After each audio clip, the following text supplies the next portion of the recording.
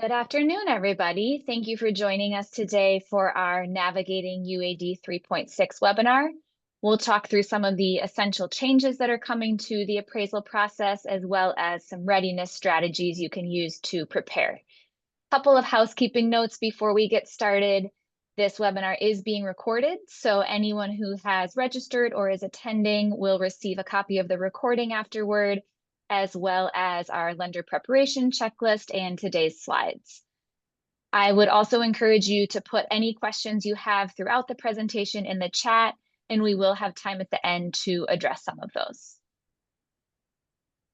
So I'll start by introducing today's participants. I'm Ashley Jelinek, the CEO of Corporate Settlement Solutions, and I'm joined by Bill Janke, our Appraisal QC Manager and a certified appraiser. CSS is an appraisal management company, and we provide valuation, title, and closing solutions to regional first mortgage and home equity lenders. We are also joined by Bill Omar, the SVP of Client Relations at ValueLink, which provides end-to-end appraisal management solutions for lenders and AMCs. So thank you to both Bills for joining me today. Here's our agenda for the day. I'll start with a brief overview of the high-level changes that are coming with UAD 3.6, as well as the timeline. Bill Janke will do a deeper dive into the appraisal report changes that you can expect. Bill Omar will walk us through the appraisal technology changes that go along with that. And then I'll conclude with that lender preparation checklist that just summarizes the key things you should be thinking about to prepare. And like I mentioned, we'll also have some time for a Q&A. So at a high level, why is this change occurring? Why are we talking about this today?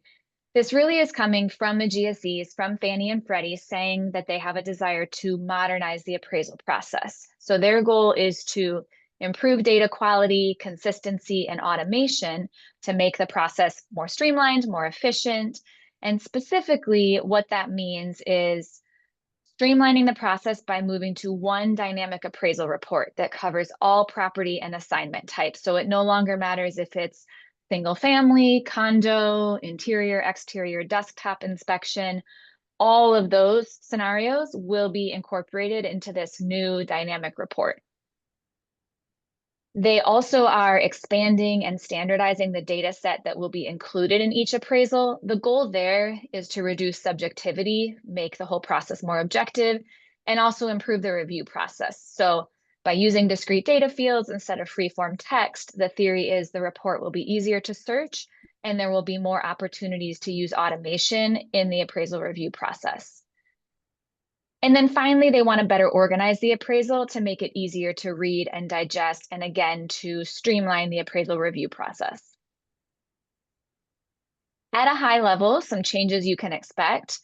First of all, like I mentioned, that one dynamic uniform residential appraisal report for every single residential property. So we're no longer going to have the 1004, the 2055, the form numbers we're all used to. Instead, there will just be one dynamic report that replaces all of those forms. Appraisers will, as a result, be required to gather new and expanded data sets, data points when they're in the field, because the GSE's goal is to get away from free-form text, which is harder for computers to read, more subjective in nature, and to really increase the number of discrete data fields. The report will be organized in an updated manner. So instead of having a bunch of text general addenda at the end, there will now be dedicated space for commentary and exhibits in each section. And again, the theory is that makes the report easier to read, easier to review by keeping all relevant information grouped together. This report will come in a new file format. So it will come as a zip file with XML data, a PDF, and images. And that opens up some new file security and storage considerations that we'll talk about later in today's session. And then finally, there will be modernized UCDP functionality. So that will support 3.6. That includes redesigning the SSR reports you're used to, and also giving you the ability to associate an appraisal update or completion report with the original URAR. So from a timeline standpoint, Fannie and Freddie have been working on this for years. Over the past 12 months, they've certainly put out a lot of training for lenders, a lot of guidance on this for appraisers and lenders. But the limited production period didn't start until September 8th of this year. At that point, technically, any lenders that had been approved by the GSEs could submit 3.6 reports. In reality, I believe the first 3.6 report was actually accepted 2 days ago. So clearly there has not been volume running through this pilot period. This has been slow to get started. The reason for that is that the appraiser softwares that appraisers are using to generate their reports hadn't been approved by the GSEs until a couple of weeks ago. And even now, only 2 of the smaller softwares are approved. So until we have a broader appraiser software acceptance, appraisers can't actually generate these reports. So what's likely most relevant for all of you is the broad production period next year. That starts January 26, 2026 and runs through November 1st. And through that period, any lender without GSE approval can submit a 3.6 report.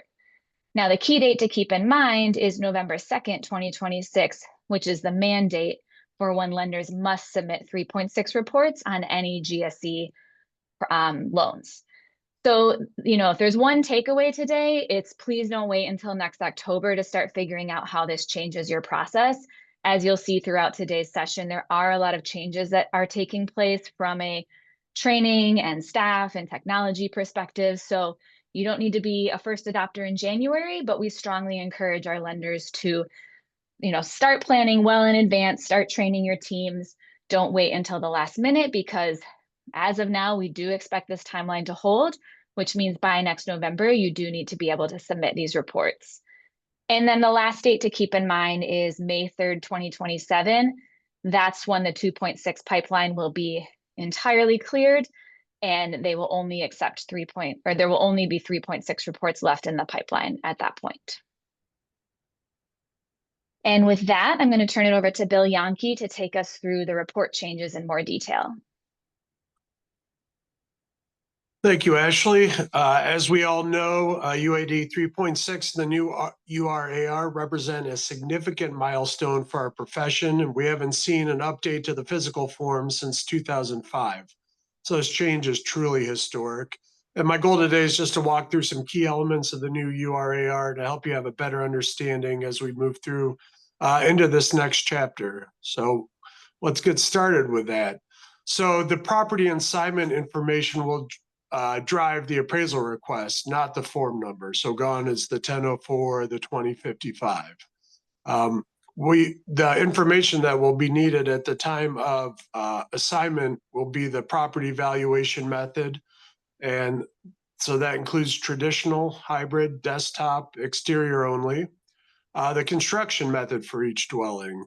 A few examples are manufactured, site-built, also modular, log home, and even a new one, container homes. Property and project, that's the condos, condo ops, and co-ops. Subject site section, or subject site owned in common, so is the land owned jointly, like a condo project, or is it partially owned with certain amenities and areas that are shared while the subject lot is individually owned. Number of ADUs, if some will have none, but even in some rare instances of zoning permits, there might be more than 2. So all that information will need to be provided at order placement to help drive the correct assignment. So again, as Ashley had mentioned, it's important to make sure your LOS templates for the lenders have the capacity to transmit and store this information. Okay, next slide, Ashley. And here's a brief glimpse of the summary section of the report. Again, the highlighted fields are all the things that we have talked about that will populate on the appraisal report for the appraiser to determine the correct scope of work.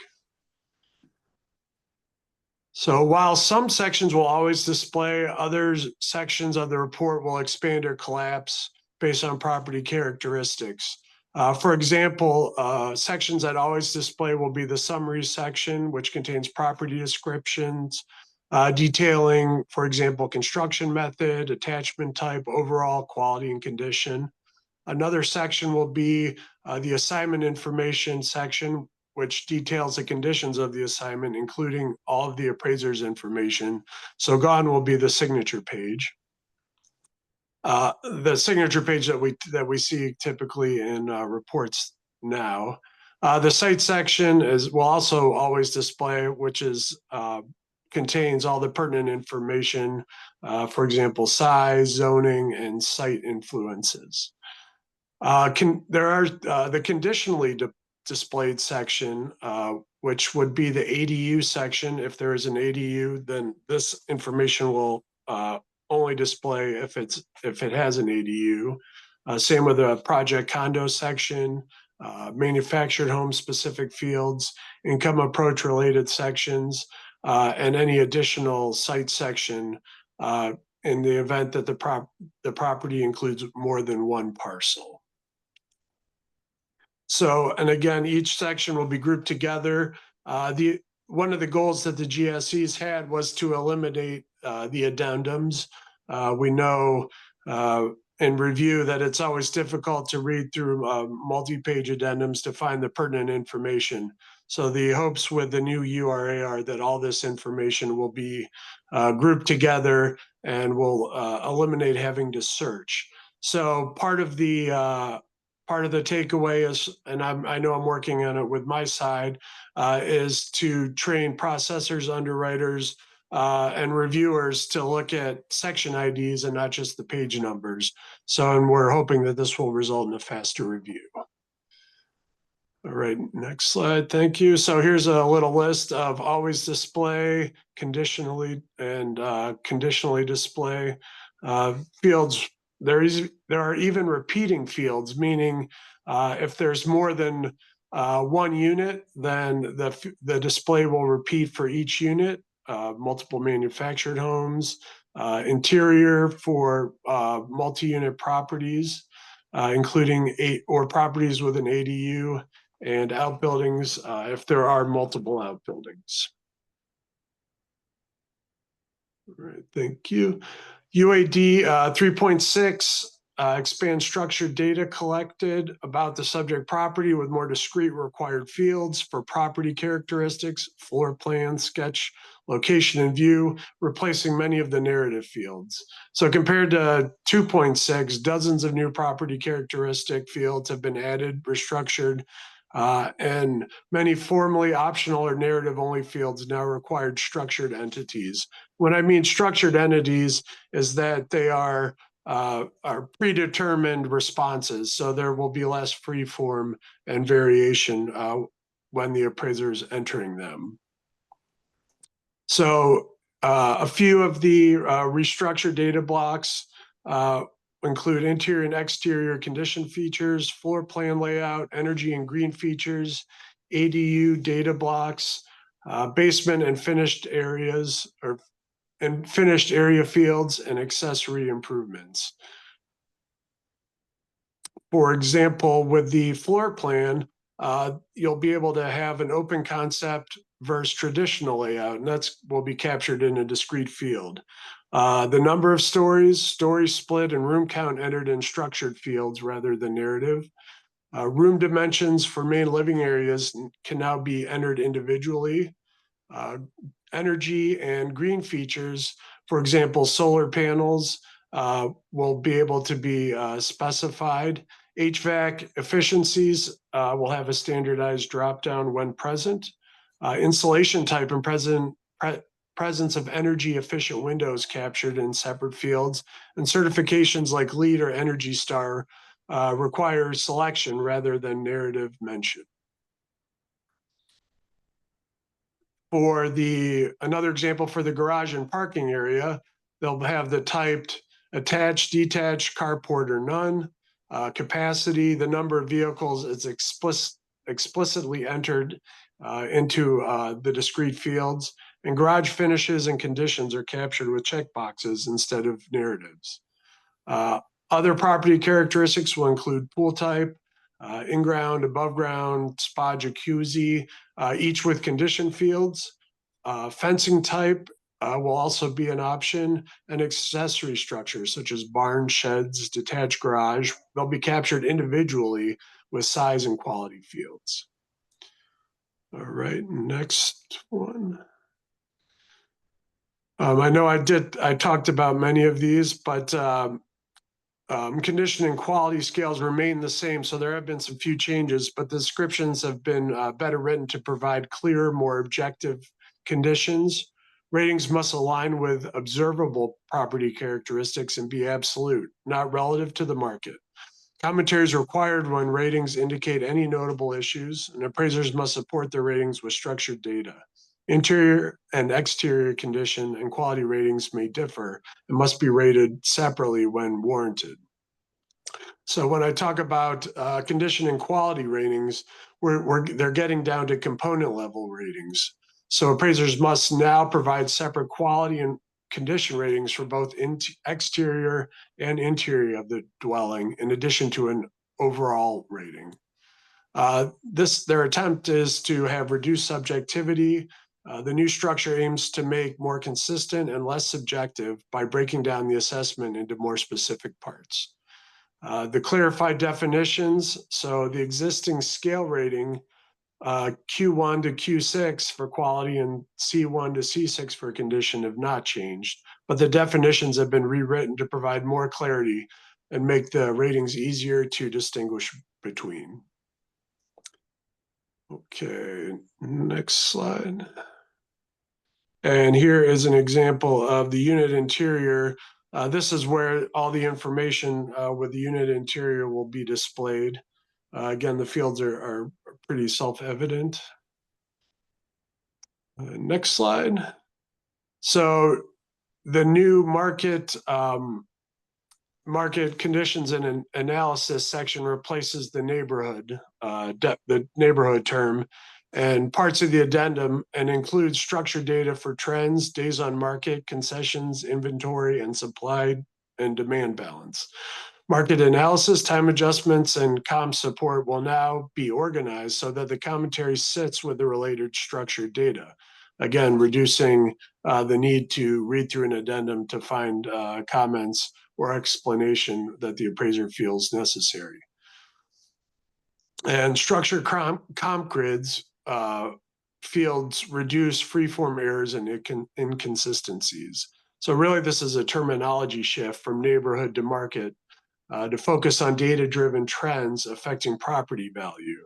For example, instead of neighborhood downtown subdivision, appraisers report market data crossing subdivisions, including price trends and supply and demand balance. Market data has structured fields for median price, days on market, inventory, and absorption rate. And they again replace the narrative comments that we would have to find in an addendum. Reporting enhancements have collapsible sections and standardized field to improve focus, transparency, and reviewability. So really the key benefits are this is going to be data-driven, consistent reporting, transparent and reviewable comparables, and supports easier validation of appraiser conclusions. So again, the faster conclusion clearing because support is embedded where reviewers are needed. So map the updated section of any internal review checklist, because we're not using page 1 of the URAR. We're going to be looking at different sections of the report. Right, next slide, please. And here is an example of that we talked about the market section that's going to replace the neighborhood. And you'll see it has some pretty robust data for clarification on the current market conditions. All right, next slide.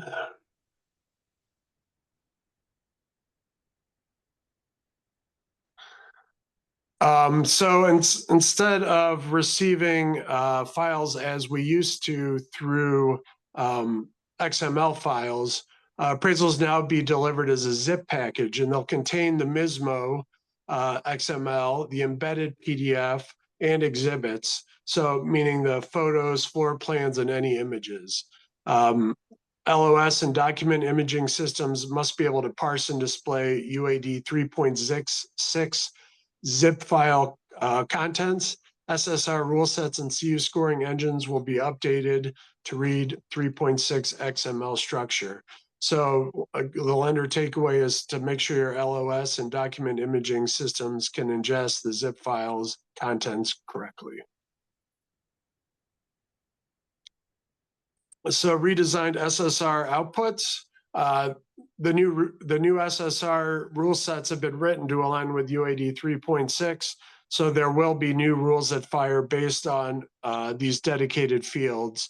And it will display the severity classification, inclusion of additional data elements. SSR output aligns with MISMO 3.6 XML and structured data sections with messages that reference section IDs and structured field paths, which will help aid in automation. And there's an option to download the SSR in a new JSON format that's both human readable and machine friendly. So it supports data integration. Before, if you had the XML, you'd also need a PDF. So now the JSON format is going to be able to replace those two. It's important that lenders update reviewer guides and new rule IDs and severities, and they should expect clear findings and fewer ambiguous conditions once the staff is trained. So, and here's an example of the new SSRs. Again, much of the same information is displayed, just in a different, cleaner format. And the rules, the UAD rules are shown down at the bottom of the page. All right, an update or completion report with the original URAR. So there is a change. They're standalone UAD 3.6 reports. So now there's an update and completion report. Before the 1004D contained both. And they must be linked to the original URAR in the UCDP portal. So each update or completion includes the original appraisal section that displays key identifiers and facts from the prior report. And this section will always appear. Substitute appraisers. If a different appraiser performs a completion report, they must review the original appraisal, and the lender must also document the reason original appraiser was not used.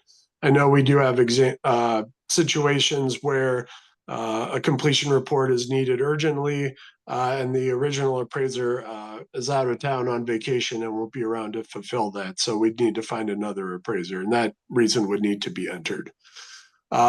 So for the lender requirements, always provide the original URAR UCDP submission number in your order instructions for updates or completion. And the UCDP submission tie-in will allow us to correctly link the original and update or completion reports to ensure that UCDP submissions are connected for a single submission review or an SSR. And again, here is the original appraisal information that would appear on a update or completion report. So it'll have, similar to we'd see on the top of the 1004D, the effective date of the original appraisal, the opinion of market value, the market value condition, the appraiser, and the original lender. Great. Thank you very much, Bill Janke. We really appreciate that detailed overview of what's going to change in the new report.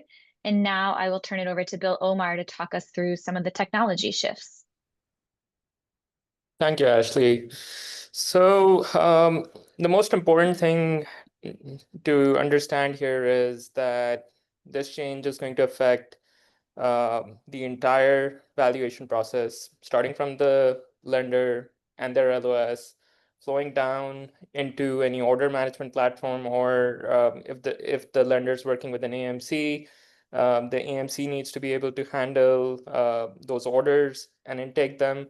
And then there's the complication with the vendor assignment, because not all of your vendors are going to be ready for 3.6 on day one. So identifying the right vendors, passing on the right information to them, and making sure that they have all of the relevant information that they need to see when the order is being placed to them. And once the report comes back in, there are several changes with that. Like Bill mentioned, that it's going to be a zip file now, and it's not going to be just the PDF and the XML. How those files are handled and how they're reviewed onto the UCDP submission, and finally the delivery of the report packet back into the LOS. So just a bit of an overview of what ValueLink does. We offer a fully connected ecosystem for lenders, AMCs, and appraisers. We've got products serving each segment. So for us, UAD 3.6 was a very major undertaking. We've been working on it for almost 1.5 years now. It started with gathering feedback from our customers, both lenders, AMCs, and also with appraisers as well. And that shaped shaped our thinking of how it should be handled. And we've kind of developed the entire workflow for how the orders are going to flow between these stakeholders and delivered back to the borrower in the end. So Ashley, for the next slide. So it starts off with the LOS. And on the LOS side, a few new fields have been introduced. Bill mentioned them earlier in the slides. They were part of the ULDD Phase 5 requirements. So when we talk about the valuation method type, the assignment type, the construction method, the ADUs, and the living units, all of those are new fields that have been introduced on the LOS side, and those need to be captured when the order is being placed. This is important because this information will determine which product is being ordered when the order is placed. And from the LOS, it needs to transmit into the order management platform. So on the next slide, we can see that we've updated the order forms on the ValueLink side to receive all of these fields and make the information available to if it's your appraisal desk that's going to be managing the orders, or if you're sending the orders out to AMCs, they can see all of this information, and eventually this information will also be transmitted onwards to the appraiser.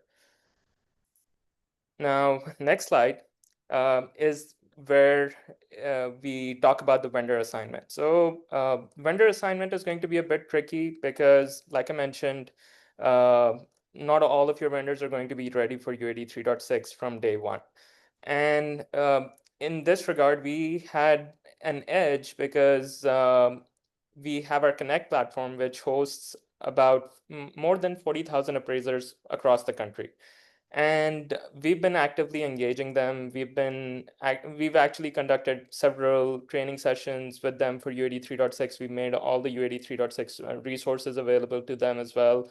And then after all of those training sessions, and the appraisers have also been participating in various trainings by the GSEs and other providers, we were able to collect all of that information and then conduct an in-app survey within the platform to ask them if they are going to be ready for UAD 3.6 when the orders start coming in. So making that information visible to the appraisal desk, to the AMC when they're assigning orders out, that was a crucial piece of the puzzle, and that's something that's available in the system today. Next slide. Now, when the order gets sent out to the appraiser, you need to make sure that they have the right information in front of them. So we're making sure that the appraiser is clearly seeing if the order is a 2.6 order or a 3.6 order, or in some cases, and this was based on feedback from the lenders that we're working with, that they're giving the option to the appraiser to choose which file format they can deliver the report in. So you could potentially send out the order to the appraiser as both a 2.6 or a 3.6 order. And the appraiser can then decide if they want to fulfill the order in 2.6 or 3.6. So the flexibility is there in the system. Now, once the appraiser decides on that, and let's say they decide on completing the order in the 3.6 format, there's the complication with the zip file, because zip files by their very nature are not very secure. Because they're zipped, you cannot really see the contents within the zip file. So we built out a secure mechanism for handling these files.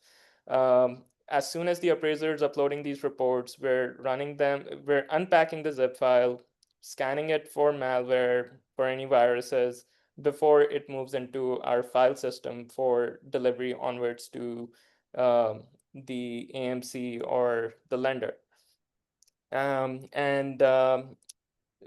That's also a technology change that lenders need to be aware of when they're working with the technology providers, because at some stage of the process, these files should be checked for containing any malicious files within them. Next slide comes the review bit. So the 3.6 format is completely new. It's completely different from the 2.6 format. So your automated review tools, those need to be ready to handle these files, so that your reviewers, your underwriters can perform a detailed review of the report. And for that, we've updated our cross-check review tool, which fully supports the 3.6 format from day one, and it can handle the reports today. Moving on, then there's the UCDP submission. So while it's similar to the previous SSR reports, the UCDP portal is completely new for 3.6. And for that, your technology provider should be integrated with the updated UCDP portal that's going to support 3.6. In ValueLink, we've built out the system so that it automatically identifies if the file submitted by the appraiser is 3.6 or 2.6. And based on that, it's automatically going to go through the review process for those respective formats. So if it's a 2.6 file, it's going to go to the old UCDP. It's going to go through our cross-check tool for 2.6 files. But if it's a 3.6 file, it's going to get automatically submitted to the new UCDP portal. It's going to go through the new cross-check and get reviewed accordingly. And finally, there's the question of how the files are delivered back into the LOS. So your LOS needs to be ready to handle the zip format. We've seen various approaches by LOS providers on how they're handling this. Some are asking for the PDF and the XML to be sent separately from the zip file, so that they don't have to handle the zip file. They will collect the zip file, but they're not going to unpack it because of those security reasons. So whatever LOS you're using, you need to make sure that they're ready to handle these files.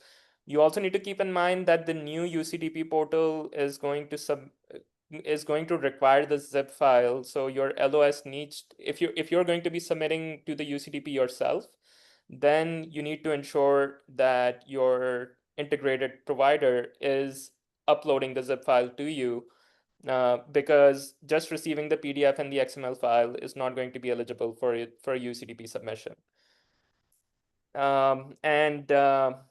Yeah, so as I mentioned, we've been working on it for quite a while. We've gotten a lot of lender stakeholder input. So if you're looking to get some technical information on how to handle UAD 3.6, the QR code is here. Feel free to reach out to our team, and we would be happy to set up a consultation session with you where we can walk you through all the technology changes that are coming up. Back to you, Great. Ashley. Thank you. Thank you very much, Bill. As you guys can tell, ValueLink is very much on the cutting edge of all of these changes. So we're very happy to have them as our technology partner supporting our appraisal operations, and glad to see how prepared they are. So we'll wrap up before the Q&A by just walking through a quick prep checklist that summarizes some of what we've talked about today and some actionable steps you can take to help prepare your operations.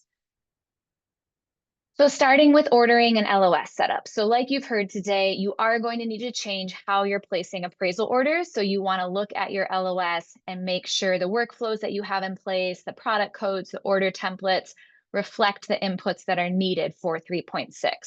And then also, like we talked about, making sure your LOS is ready to ingest that zip file and all the new data fields. So if you have an integration in place with your AMC, think about what data fields are being passed back and forth in that integration, and you want to make sure that all these new data fields included in 3.6 can actually be passed through and stored in your LOS.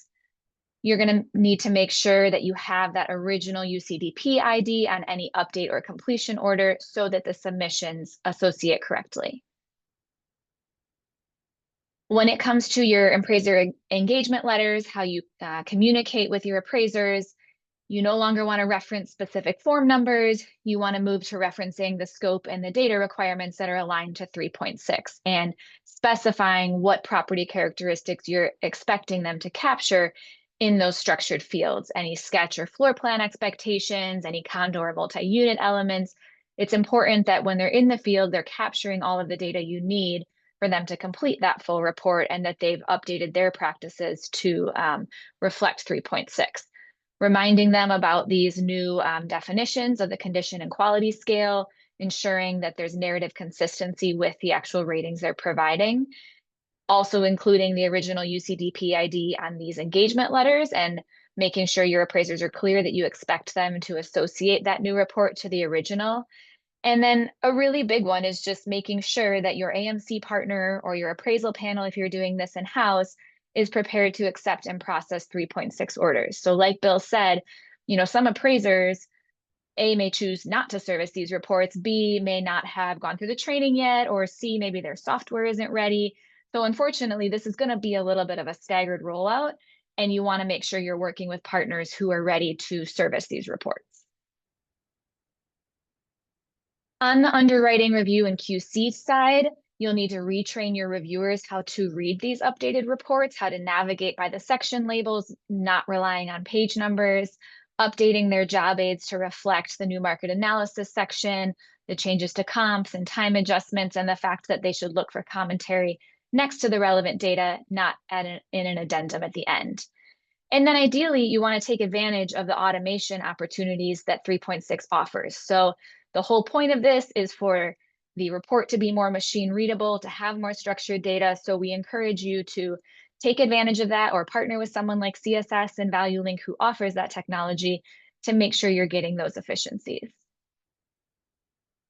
On UCDP and SSRs, you'll have to test the connectivity for the 3.6 files, make sure you have that integration in place, or again, are partnering with someone who has the integration in place, confirm that you can get the new SSRs back and store them correctly, and update your reviewer cheat sheets with the new message families, rule IDs, et cetera, so that they can more quickly read those updated reports.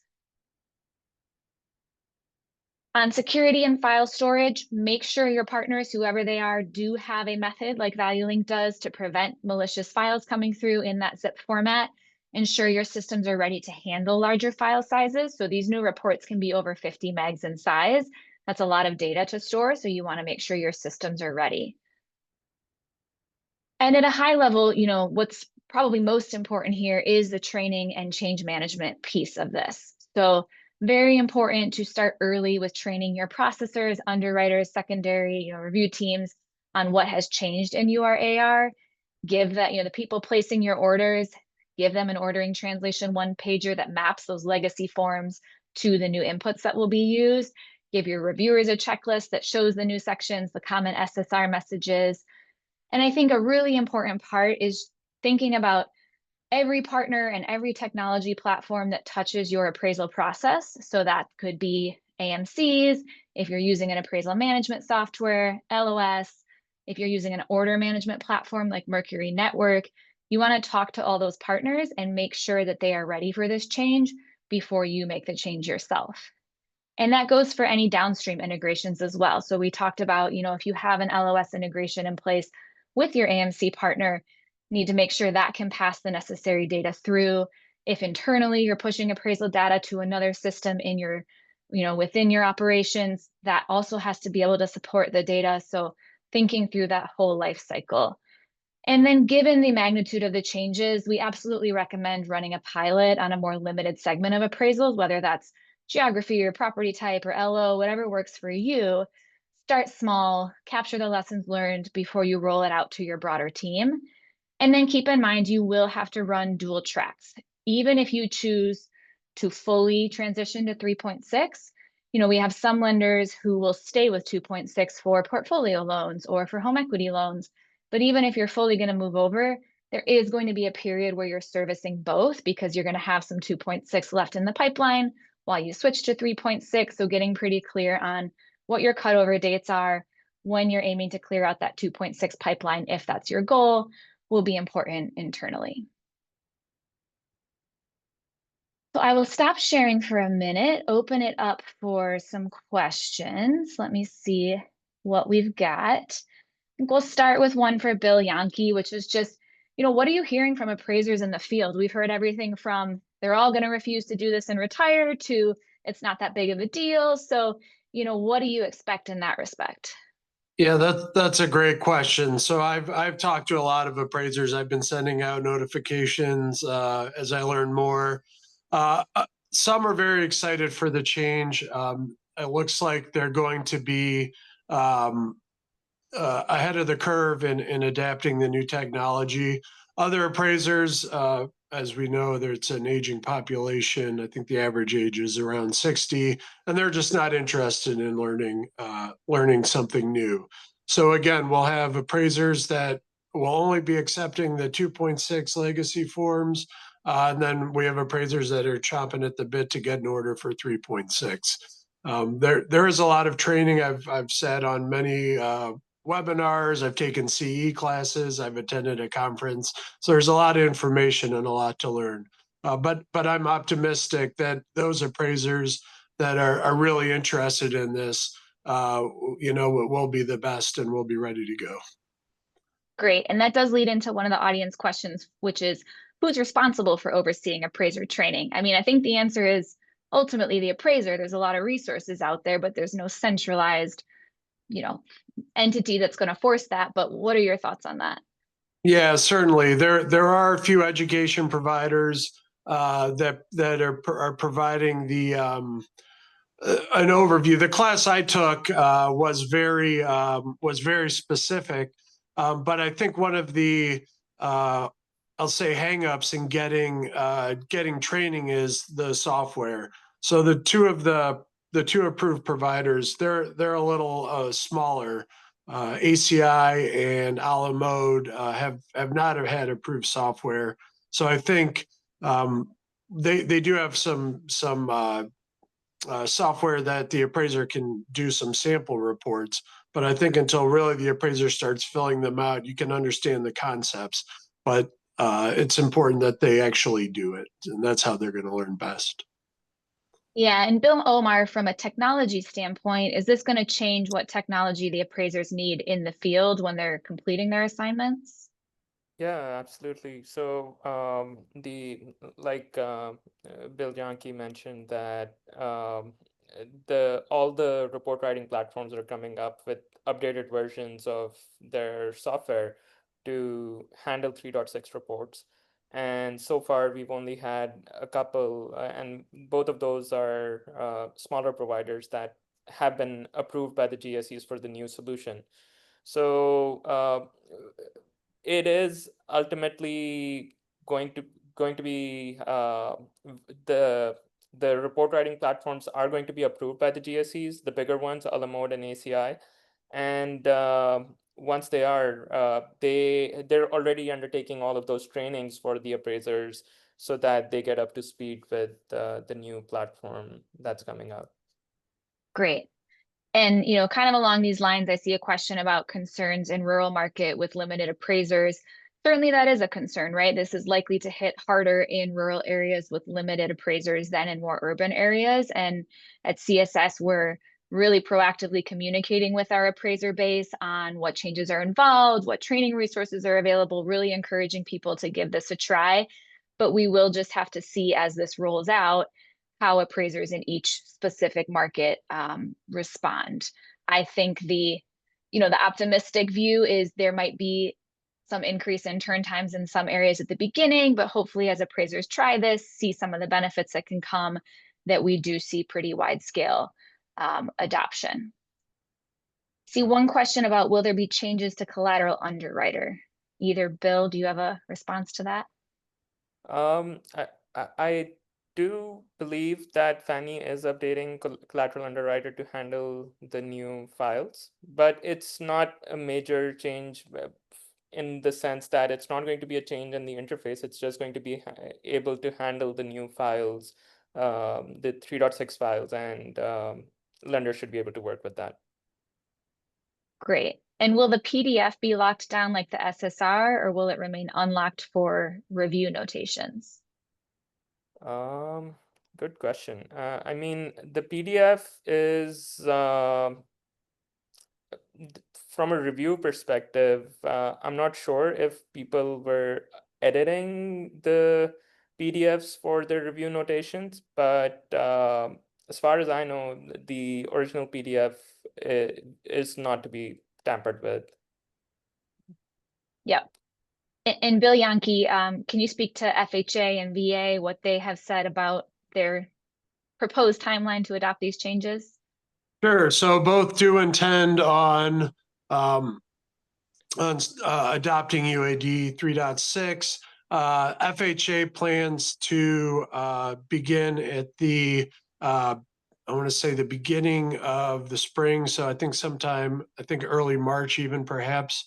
I think the VA is a little farther down the road, but they do plan on adopting 3.6 as well. Yeah, and I think that along with the, home equity loans, portfolio loans speaks to, for better or worse, we're all going to be operating in both worlds for the foreseeable future. We don't expect 2.6 to go away. CSS is going to continue supporting both, as is ValueLink, and we'll just have to see if over time lenders decide it's more efficient to adopt 3.6 for everything. But as of now, that's certainly not the case. One specific one on, updates and completion reports. Or no, on new construction and renovations. Will 3.6 be able to provide the as-is and upon completion in a more structured way instead of adding comments to one of the values? Bill Janke, do you know? That I'm not 100% sure about, but that'll be a takeaway, and I can get that information. Great. And then last one, because I know we're running a little over. Bill Omar, any insight on how others are going to solve for the zip file and LOS being able to ingest and parse these? I mean, it sounds like from what you said, each LOS is taking a slightly different approach. Correct. And the approach is varying by LOS. So if, Tricia, if you can share maybe the name of the LOS you're working with, I can share more details. Encompass. So Encompass is handling the zip files. They are going to be ingesting the zip files with their December release, but they're not just asking for the zip file. They want the PDF and the XML file to be uploaded to them separately as well, because they do not want to extract the zip file on their side. You will be able to download the zip file come December, but from a delivery perspective, the PDF, the XML, and the zip file, all three have to be delivered to Encompass separately, and we're catering for that in our platform. Great, thank you. And we will distribute a copy of both the materials and the recording itself. So you signed up for the webinar today, you will automatically get the recording, the slides, and the preparation checklist. You know, next steps, if you want to go deeper, CSS and ValueLink are both here as resources, and you'll have our contact information in the materials that we're sending out. Absolutely encourage you to reach out to me directly or either of the bills to talk specifically about your transition plan. CSS is happy to provide guidance on training your processing and your underwriting staff. You know, we understand this is a big change, but we think it presents a lot of opportunities. So we are here to support our lender customers with these changes. So thank you all very much for joining us today, and have a great rest of your day. Thank you. Thank you.